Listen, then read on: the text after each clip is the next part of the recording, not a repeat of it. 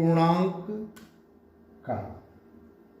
तो पूर्णांक संख्याओं में विभिन्न संक्रियाओं के अंतर्गत क्रम विनिमय है कि नहीं है, इस चीज़ को हम लोगों को जांचना है। तो यहाँ पे देखें, पहले तो पूर्णांक हम लिख लें। पूर्णांक में कौन कौन सी संख्याएं आती हैं?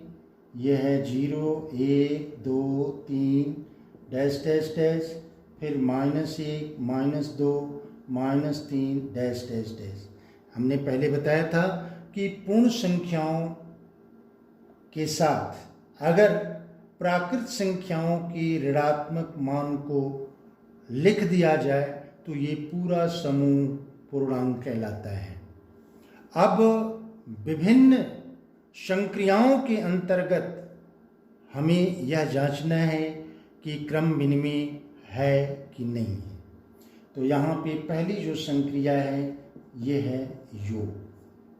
अब योग के अंतर्गत ये पूर्णांक क्रम विनिमय है कि नहीं है, अब इस चीज़ को हम लोग इसमें से संख्याओं को लेकर के चेक करेंगे। जैसे मान लीजिए कि 5 धन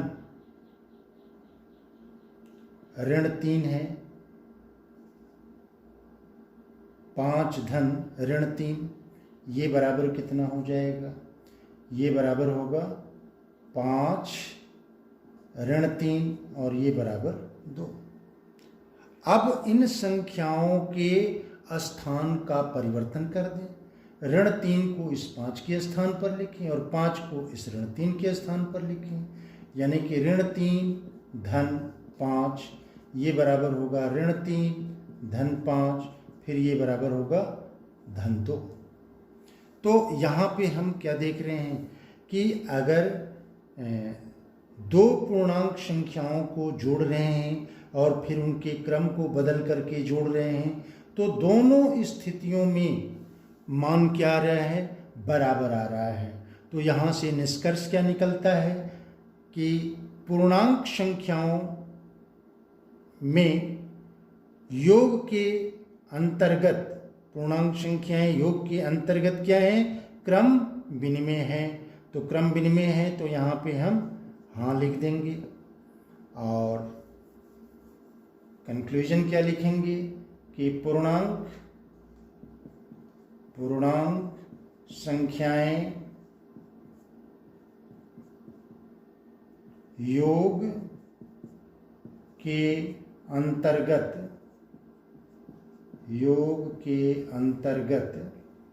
क्रम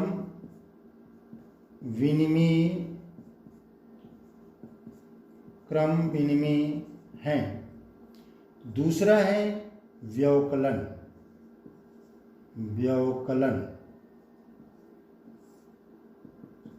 अब इसमें भी हम यह जांचने का प्रयास करेंगे कि पूर्णांक संख्याएं व्यवकलन के अंतर्गत क्रम विनिमय है कि नहीं। अब यहाँ पे कोई भी संख्या हम लें, अगर मान लेते हैं ये है 5 और 5 में से अगर हमें एक संख्या 5 ले लिए और एक कोई ऋणात्मक संख्या ले लेते हैं, ये मान लेते हैं ऋण 3 है। तो 5 में से ऋण 3 को अगर हमें घटाना है तो ये बराबर कितना हो जाएगा? 5 + 3। प्लस क्यों होगा? यहाँ पे ऋण है, ये ऋण है, ये समान प्रकृति के चिन्ह हैं तो इनका गुणा करने, समान प्रकृति के चिन्हों का गुणा करते हैं तो फिर हमें क्या प्राप्त होता है? धन। तो ये 5 धन 3 ये बराबर कितना हो जाएगा? 8। अब इनके स्थान का परिवर्तन कर दें। स्थान का परिवर्तन करने का मतलब यहाँ पे हम ऋण 3 लिख दें और यहाँ पे 5 लिखें, फिर ये बराबर कितना होगा? ये हो जाएगा ऋण 3 और ऋण 5 और ये बराबर हो गया ऋण 8। अब यहाँ हम क्या देख रहे हैं कि ये इनके स्थान का परिवर्तन जब हम किए हैं तो ये दोनों जो इनके रिजल्ट हैं वो अलग अलग मिल रहे हैं। यहाँ पे 5 ऋण 3 ये बराबर धन 8 आ रहा है, ऋण 3 ऋण 5 ये बराबर ऋण 18 है। तो ये बराबर नहीं है। इसका मतलब क्या हुआ कि पूर्णांक संख्याएं व्यवकलन के अंतर्गत क्रम विनिमय नहीं है। तो नहीं है तो यहाँ पे हम नहीं लिख देंगे, नहीं।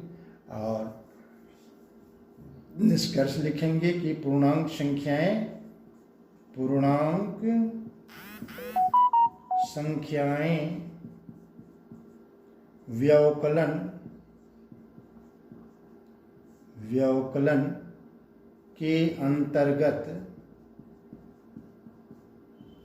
व्यवकलन के अंतर्गत क्रम विनिमय नहीं है,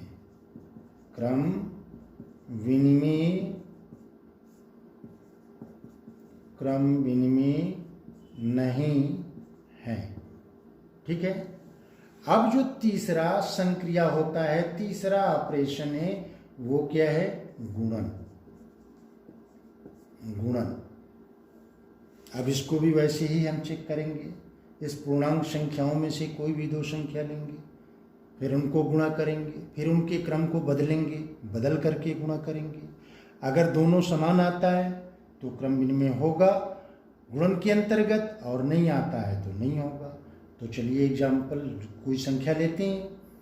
अगर 3 गुणे -5 हम करें तो ये बराबर हो जाएगा कितना? -15। अब इसके स्थान को बदल दें तो -5 गुणे 3 अगर लिखें तब भी हमको ऋण 15 आएगा, क्योंकि विपरीत चिन्हों का गुणा करते हैं तो विपरीत चिन्हों का गुणा करने पर हमें ऋणात्मक मान मिलता है, ऋणात्मक चिन्ह मिलता है। तो यहाँ से निष्कर्ष क्या निकला? निष्कर्ष ये निकला कि पूर्णांक संख्याओं में गुणन के अंतर्गत, पूर्णांक संख्याएं गुणन के अंतर्गत क्रम विनिमय है। तो यहाँ पे इस टेबल में हम हाँ लिख देंगे। और यहाँ पे कंक्लूजन क्या होगा कि पूर्णांक संख्याएं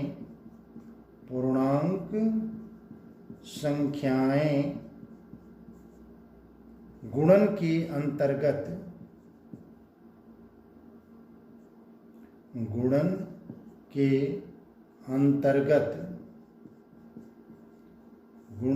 अंतर्गत क्रम विनिमय हैं, क्रम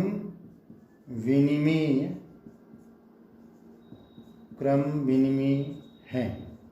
और चौथा जो ऑपरेशन है, चौथी जो संक्रिया है, वो है भाग। अब यहाँ पे कोई भी दो संख्याएं, हमको कोई भी दो पूर्णांक संख्याएं लें। मान लेते हैं एक 8 है और दूसरा है -2।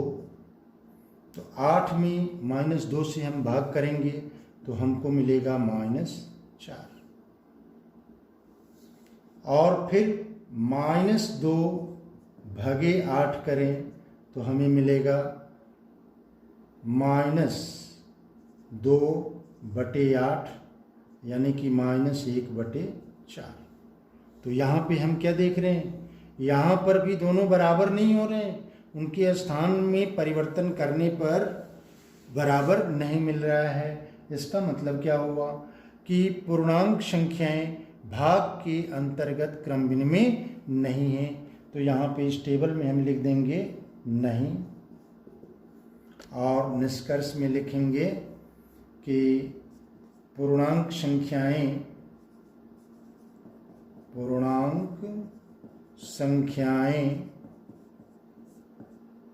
भाग के अंतर्गत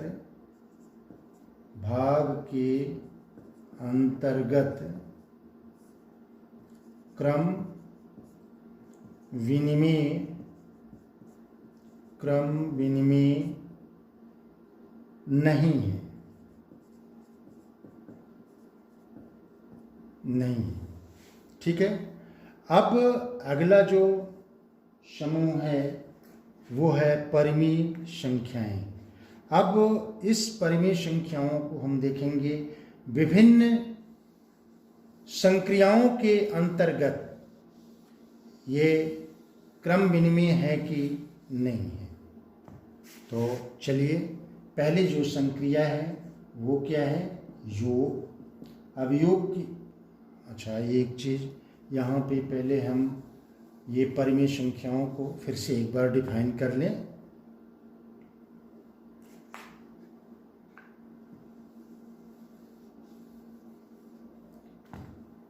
ये परिमेय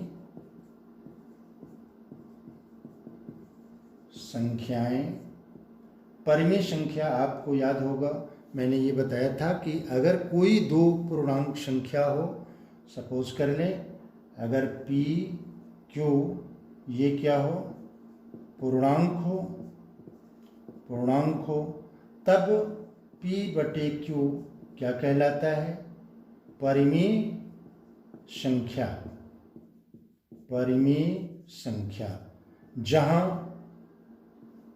जहाँ Q is not equal to 0 हो, यानी कि पूर्णांक संख्याओं में से कोई भी दो संख्या लें और उन दोनों संख्याओं को अनुपात के रूप में लिखें और अनुपात में जो हर में संख्या आती है वो 0 के बराबर नहीं है, तो P बटे Q क्या कहलाएगी, परिमेय संख्या कहलाएगी।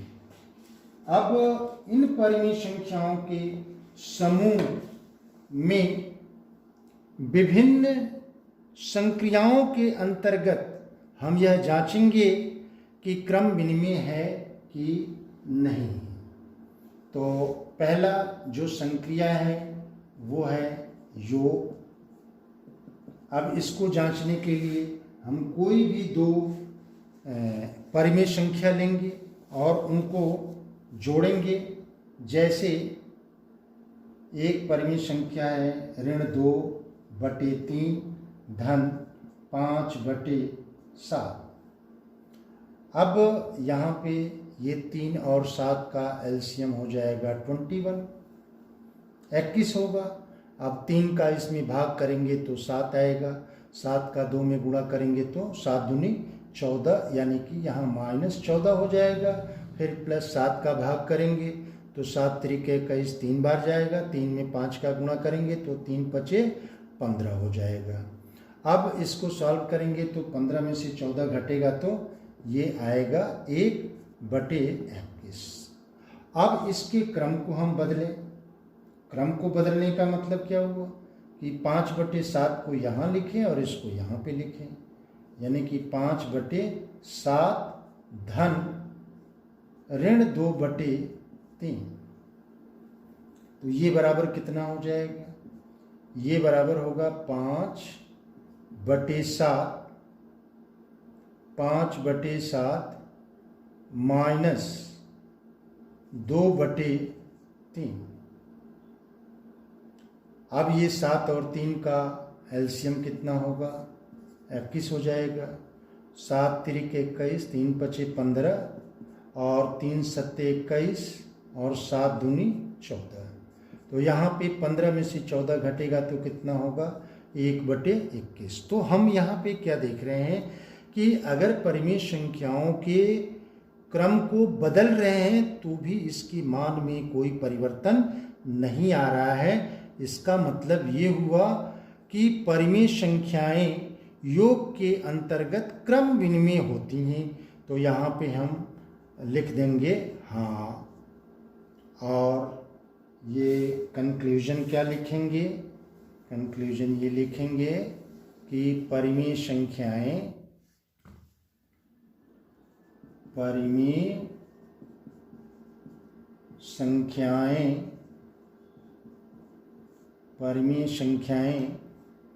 योग के अंतर्गत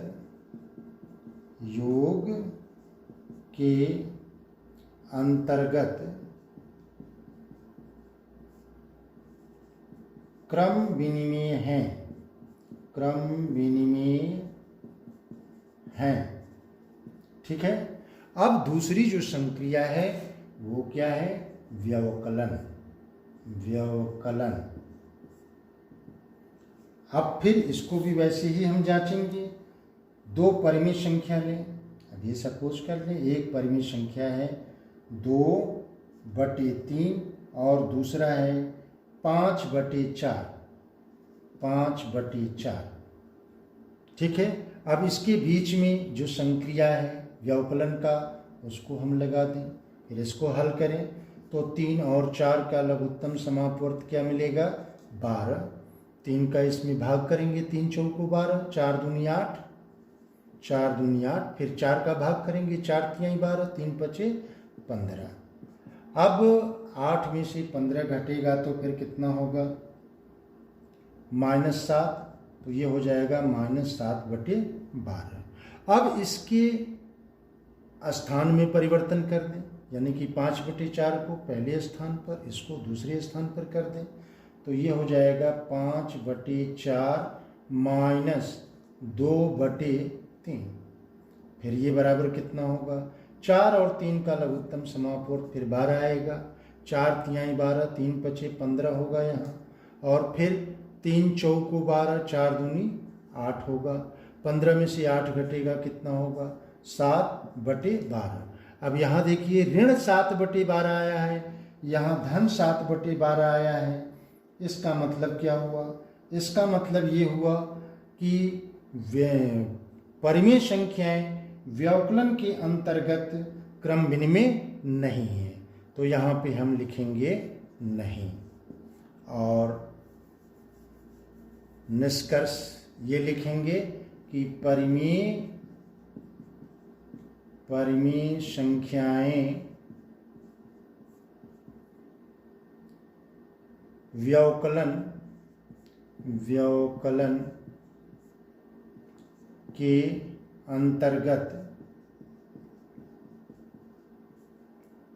क्रम विनिमेय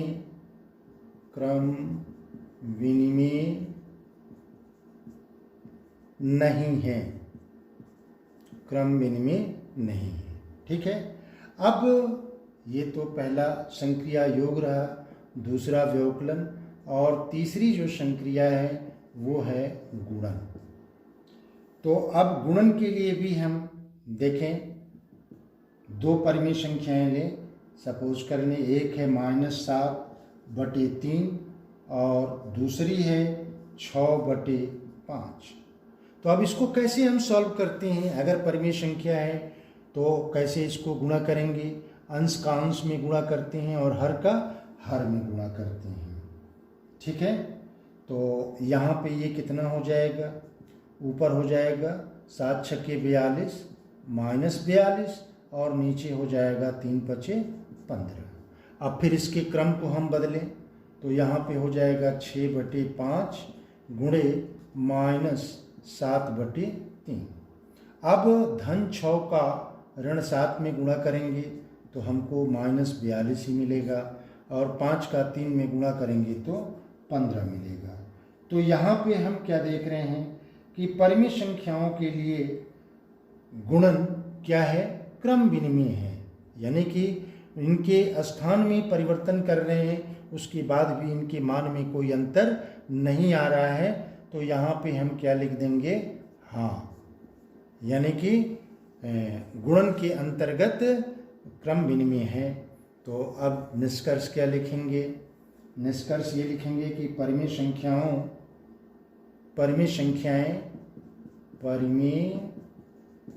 संख्याएं गुणन के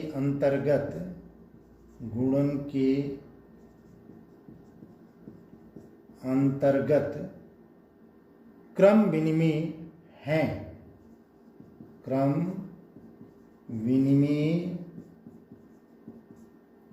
विनिमेय हैं। अब चौथा नंबर आता है भाग, इसको थोड़ा ठीक से समझने का प्रयास करिएगा। अगर एक परिमेय संख्या हम लें